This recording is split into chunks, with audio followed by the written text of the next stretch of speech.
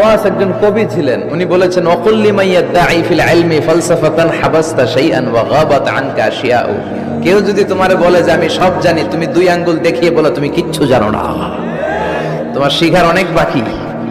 জাননেওয়ালার উপরও জাননেওয়ালাও আছে, ঠিক কিনা? এজন্য আমরা যেন বিনয়ী হই। বিনয়, হাম্বলনেস, আরবিতে বলে তাওয়াদু, এটা খুবই জরুরি। এগুলো আমাদের মধ্যে এখন নাই। আমাদের মধ্যে ইগো প্রবলেম আছে না নাই?